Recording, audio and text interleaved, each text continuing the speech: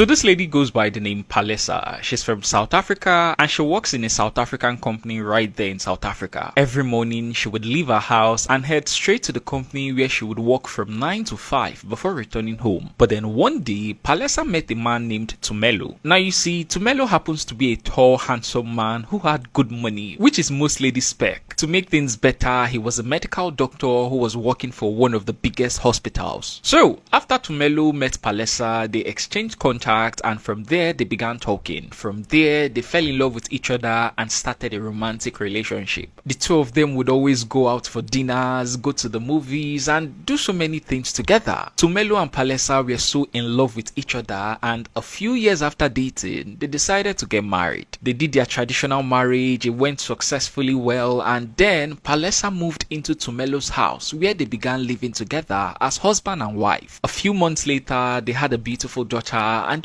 everything seemed to be going well for them. But then all of a sudden, Tumelo's attitude toward Palesa began to change. He began having issues with everything she did. He would complain over little things and small disagreements that wouldn't normally be an issue between them, as in things that they would normally laugh over were now becoming an issue. And the reason why all of this was happening was because Tumelo was seeing another lady, and this lady kept on poisoning his mind, making him think that Palesa wasn't doing a good job as a wife, and Tumelo fell for it. He was finding fault every day in Palesa. It was from one complaint to another. When Palesa couldn't take it anymore, she decided to divorce Tumelo because the whole thing was becoming too much. So she filed for a divorce, packed her things, took her daughter, and then they moved out of Tumelo's house back to her parents' home. When Palesa arrived at her parents' house, she was beyond heartbroken, like she was shattered. But somehow, despite all this, she managed to pick up her pieces and move forward. After arriving at her parents' house, she got a new job as a secondary school teacher, and from this job, she was able to take care of her basic needs and her daughter's needs. She even got a new car for herself and also started going on dates with other people. She was living her life. Meanwhile, Palesa and his side chick, that is the other lady, were now allegedly living together. And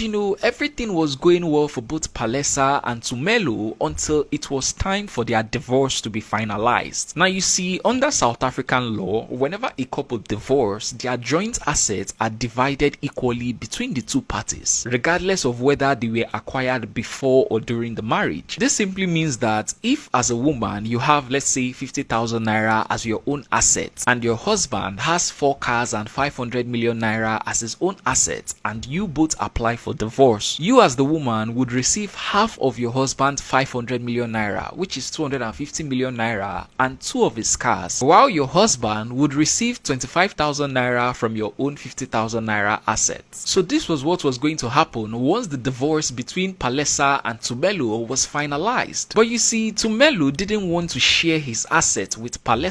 He didn't want to lose half of the assets he had worked for his whole life. So as the divorce was being finalized, he was fighting seriously to avoid losing his properties. Allegedly, he even took the case to court, but you see, nothing could be done to avoid the asset split because he and Palesa didn't sign a prenuptial agreement before they got married. So, when Tumelo realized that no matter what he does, it will still end up with him splitting his properties into 2, he came up with a plan that will prevent that from happening, and this plan was to unalive Palesa. So, he contacted his cousin named Makaya, who also happened to be Palesa's personal mechanic, and then told him of his plans. He told Makaya that if he helped him, he will pay him handsomely, and Makaya agreed to this offer. So, Makaya then contacted 2 other men and told them he wants them to unalive Palesa for him. He then gave these 2 other men Palesa's address and told them that they should monitor her movement so that they would find the perfect time when they would unalive her without implicating themselves or him. So these 2 men started watching Palesa. They took note of the time she went to school, the time she came back, the time she took her daughter outing. They took note of every single thing, and then they came to a conclusion that the best time to unalive Palesa would be when she was on her way to the school where she taught. night. So then one Friday morning, Palesa prepared her daughter and then dropped her off at her own school. After dropping her daughter, she was then driving to the school where she was teaching art. But while driving, she encountered the traffic light and had to stop because it was on red. And while she was waiting right there, the two men whom Makaya had hired drove their car to where Palesa's own was waiting and then shot at her repeatedly and zoomed off. Moments later, the paramedics arrived on scene and then they tried to save Palesa. However, it was too late. She had already passed away from the gun wounds. So the police began investigating, and while investigating, they went through the CCTV camera of the streets, and through the CCTV camera, they were able to track down where the car went to after unaliving Palesa, and this was how they arrested the two men. After a little interrogation, they confessed that it was Makaya that sent them. The police then went after Makaya, and Makaya revealed that it was Tumelu that sent him as well, and so the police arrested Tumelu. The case is still ongoing, and both Tumelu and Makaya hasn't been sentenced yet. But the sad part of the story is that they are walking freely in the streets of South Africa, because after they were arrested, they applied for bail, and for some reason they were granted bail. I just hope they don't flee South Africa before they get sentenced. Anyways, follow me for more crazy stories. I'm Caleb and I've uncovered this case.